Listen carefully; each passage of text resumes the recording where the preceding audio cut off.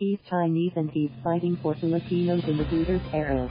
The assassination attempt on human rights advocate Brandon Lee underscores how the violence Duterte has inspired is now also aimed at foreigner nationals, including Americans.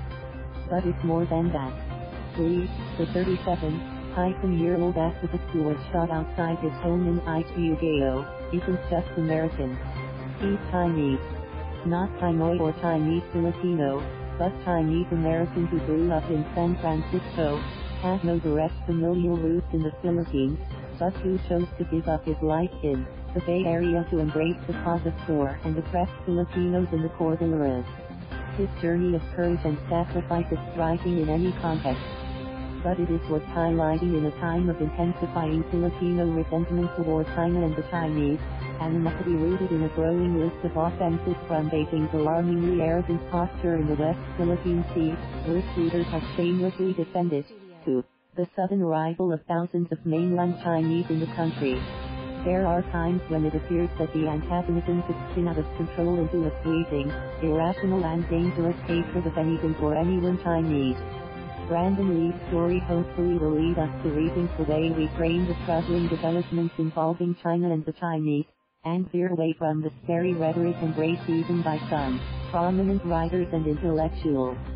For Brandon's odyssey is a moving reminder of the power of solidarity, of the young person's ability to see beyond his world, and commit to a cause greater than himself. Very few of us would have made the decision he made to move to one of the most dangerous places in the world of journalists and environmentalists. Carlo Montemayor, a Filipino American from San Francisco and Brandon's friend, told me. Brandon grew up in San Francisco in the 90s and early 2000s and went to San Francisco State University. He took Asian American courses at San Francisco State University and was involved in the Chinese Progressive Association. But he also developed friendships with many Filipino Americans like Carlo. Together, they joined the League of Filipino Students chapter at SF State. The activist organization actually started in the Philippines in the 70s at the height of the fight against the Marcos dictatorship. The United States chapter was started by my friend Francis Calpotura, a respected activist and organizer in the Bay Area. I have many friends who were once members and leaders of the organization.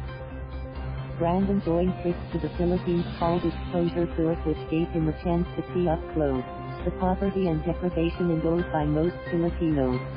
The tour entailed visiting and living in marginalized communities in rural and urban areas for a number of weeks. It was not always easy for young people who grew up in California, like Melissa Reyes. She said it was Brandon who helped her adjust during a 2008 trip when she lived with a family in a poor fishing community. I was having a hard time culturally, she told me. I had a hard time communicating with my family. I actually cried about it. She reached a point where she said, I don't know if I can do this. Brandon, she said, helped me regain my bearing. He would always remind me to be patient because it was a different culture we were integrating in, she said. He calmed me down. He was very patient.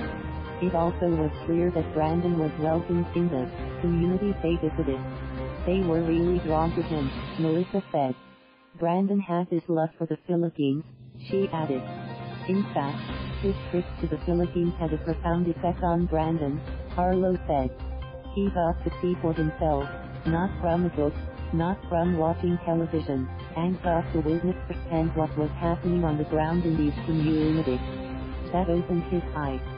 That was probably the biggest deciding factor for him. There's a lot of messed up stuff going on and I see it with my own eyes. In 2010, he moved to the Philippines. He eventually settled in Ifugao province, where he became deeply involved with the Cordillera Human Rights Alliance and the Ifugao peasant movement.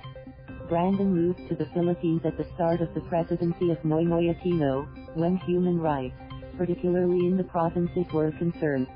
He continued doing human rights work when the abuses and the violence became even more pronounced under Duterte. By the time Duterte came to power, Brandon was settled in Ifugao with his own family, including a daughter.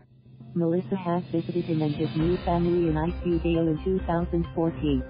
This was shortly after the activist William Duterte, who was Brandon's friend, was assassinated. "That's a name I never forgot," Melissa said. "That's because Brandon kept talking about his fellow activist and his death. He wanted me and others to remember that name." There was urgency in his voice. Brandon's safety was always a concern. It became an even bigger worry when posters accusing him of being an enemy of the state began circulating in Ifugao and on social media. News of the assassination attempt stunned his friend, Carlo said. "A lot of us till now have had a hard time eating and sleeping. Brandon is still in critical condition. He helped inform a lot of my own values," Melissa said. "We're praying for him. Praying for a schoolmate and friend who developed such a deep commitment to the Filipino community, to a people and country he came to know and embrace as a young college student." Visit the Brandon Lee's Friends have launched it. Thank you for watching. Please subscribe.